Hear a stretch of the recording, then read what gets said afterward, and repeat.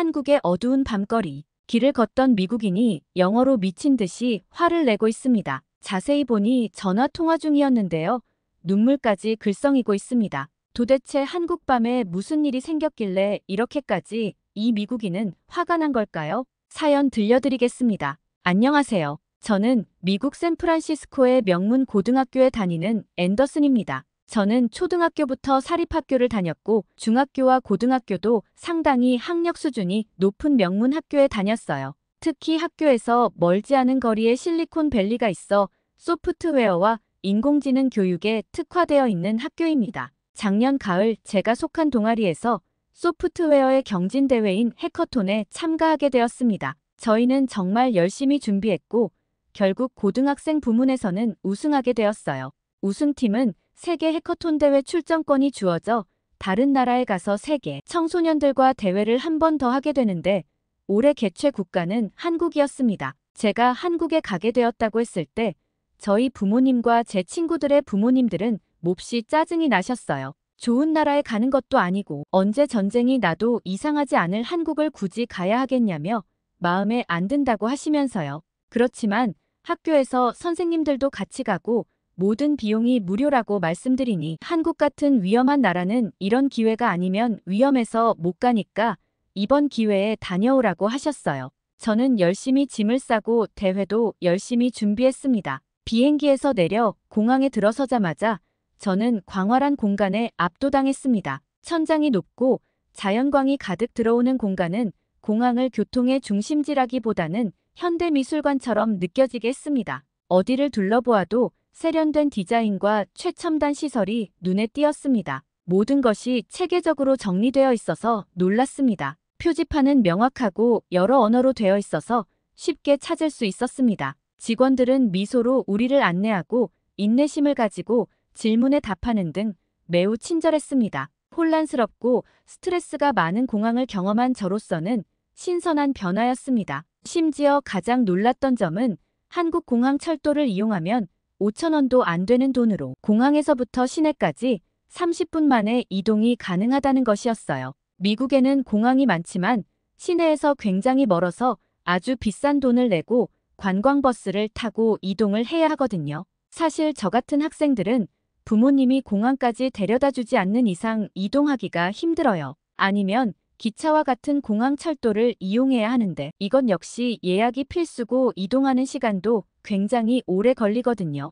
아주 편리한 시스템이라고 생각했어요. 인프라가 거의 없는 나라일 거라 생각했는데 제가 가본 어떤 나라보다 인프라가 더 훌륭하게 형성되어 있었어요.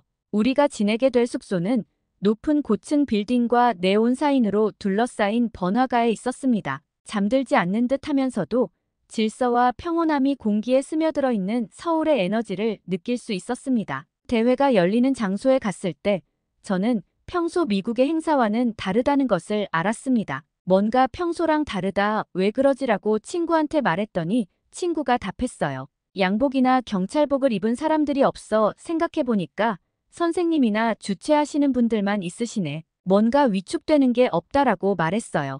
미국에서 고등학교 행사는 보통 경호원들이 눈에 띄게 배치된 딱딱하고 형식적인 행사였습니다. 혹시 모를 위험에 항상 경호원들과 경찰관들이 배치되어 있거든요. 하지만 서울에서는 진정한 의미의 축하 행사였습니다. 모두가 편안해 보였어요. 학교에 도착했을 때 가장 먼저 눈에 띈 것은 경찰이나 군인이 없다는 것이었습니다. 미국에서는 공공행사에서 어느 정도의 보안을 유지하는 것이 거의 당연한 일이었습니다. 하지만 이곳의 분위기는 편안하고 즐거웠습니다. 한국 학생들이 어찌나 대회에 열정적인지 몰랐어요. 정말 막힘없이 문제를 해결해 나가는 한국 학생들의 모습에 놀라움을 금치 못했습니다. 역시 교육열이 뛰어난 나라다웠어요. 저희도 정말 열심히 대회에 참여했지만 아쉽게도 은상을 수상했어요. 한국은 천연자원이 부족해서 인적자원을 개발했다고 하는데 역시 똑똑한 사람들이 많은 나라다웠어요.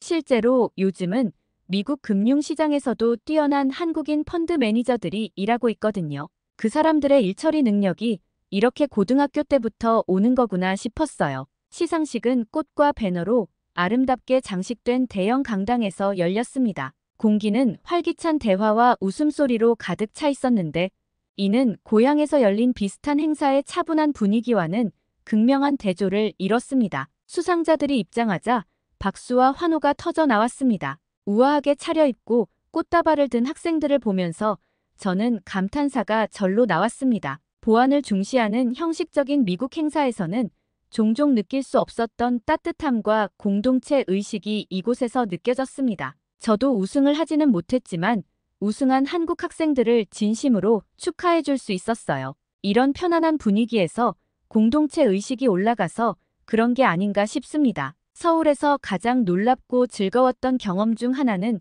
고등학교의 학교 급식이었습니다. 학교 급식이 비싸고 다소 형편없는 경우가 많았던 미국에서 온 저에게 이곳의 급식은 충격이었습니다. 시상식이 다 끝난 뒤 참가 학생들 모두 학교에서 제공하는 급식을 먹을 수 있었습니다. 저희는 기대감을 가지고 이동했어요. 사립학교의 카페테리아의 밋밋한 냄새와는 전혀 달랐어요. 다양한 종류의 음식이 진열되어 있었고 모든 음식이 신선하고 먹음직스러워 보였습니다. 알록달록한 채소, 김이 모락모락 나는 밥, 다양한 고기, 정체는 알 수 없지만 맛있어 보이는 요리까지 눈에 들어왔습니다. 심지어 식판이라는 그릇이 대단했어요. 이 식판 한 그릇에 국과 밥, 많은 반찬이 한꺼번에 담겨서 나왔어요. 엄청난 발명품이라고 생각했어요. 학교 식당은 넓고 밝은 공간에 학생들의 제잘거림으로 시끌벅적했습니다. 하지만 제 눈길을 사로잡은 것은 음식이었습니다. 비빔밥과 김치 같은 한국 전통 음식부터 파스타와 샐러드 같은 친숙한 음식까지 다양한 메뉴가 제공되었습니다. 색감, 향기 등 오감의 향연이었어요. 하지만 인상적이었던 것은 음식만이 아니었습니다. 학생들의 행동 방식도 인상적이었죠. 줄을 서서 음식을 고르고 자리에 앉아 식사를 할 때 침착하고 질서정연한 분위기가 느껴졌습니다. 밀치는 사람도 소리 지르는 사람도 없이 젊은이들이 서로를 존중하고 예의 바르게 식사를 즐기고 있었습니다. 줄을 서는 동안 저는 약간의 긴장감을 느끼지 않을 수 없었습니다. 이 새로운 음식 문화에 적응할 수 있을까 하지만 제 걱정은 기후였어요. 학생들이 친절하게 메뉴를 안내해주고 좋아하는 요리도 추천해줬어요. 줄을 서면서 모든 것이 체계적으로 정리되어 있다는 것을 알았습니다. 제 앞에 학생들이 음식을 고르는데 서두르거나 혼란스럽지 않았어요. 어느새 제 차례가 되었고 저는 선택의 폭이 너무 넓어 압도당할 뻔했습니다. 카운터 뒤에 여직원은 제가 몇 가지 요리를 가리키자 따뜻한 미소로 반겨주었고 저는 무엇을 고를지 모르지만 기대에 부풀어 있었습니다. 자리를 잡고 쟁반을 내려다보니 정말 풍성하게 차려져 있었어요. 김이 모락모락 나는 밥 한 그릇, 불고기 한 접시, 김치 몇 가지, 그리고 이름을 알 수 없는 반찬 몇 가지가 담겨 있었습니다. 색이 선명하고 모든 것이 신선해 보였습니다. 불고기를 처음 한 입 먹어보니 고소하고 약간 달콤하며 믿을 수 없을 정도로 부드러워 맛이 폭발했습니다. 김치가 매콤하고 톡 쏘는 맛을 완벽하게 더해줬어요. 미국에서 먹었던 급식이랑은 차원이 달랐어요. 한국이 문화를 수출할 때 급식도 같이 수출해주면 좋겠다고 생각해서요. 정말 인상적이었던 것은 이 놀라운 식사가 학생들에게 무료로 제공되었다는 점입니다. 미국에서는 이런 식사를 하려면 최소한 3만 원은 내야 했을 거예요. 정말 미국의 물가는 살인적이거든요. 저는 식사를 하면서 주변의 다른 학생들을 지켜보았습니다. 그들은 차분하고 예의 바르게 식사를 하며 수다를 떨고 식사를 즐겼습니다. 단순히 밥을 먹는 것이 아니라 친구들과 소통하고 바쁜 학교 생활에서 잠시나마 휴식을 취하는 공동의 시간이었습니다. 한국 고등학교에서의 점심시간은 저에게 완전히 새로운 미식 경험의 세계에 눈을 뜨게 해주었습니다. 단순히 맛있는 음식이 아니라 음식에 담긴 정성과 배려, 잘 먹는 것의 중요성, 식사를 함께 나누는 공동체 의식에 대해 알게 되었죠. 서울에서 지내는 동안 음식이 단순한 생계 수단을 넘어 문화를 이해하고 감상하는 방법이 될 수 있다는 것을 깨닫게 해준 많은 순간 중 하나였습니다. 서울의 또 다른 재미는 편의점이었습니다. 미국에서 편의점은 다른 선택의 여지가 없을 때만 그것도 어느 정도 조심해서 가는 최후의 보루로 여겨졌습니다. 하지만 여기에서는 편의점이 반전이었어요.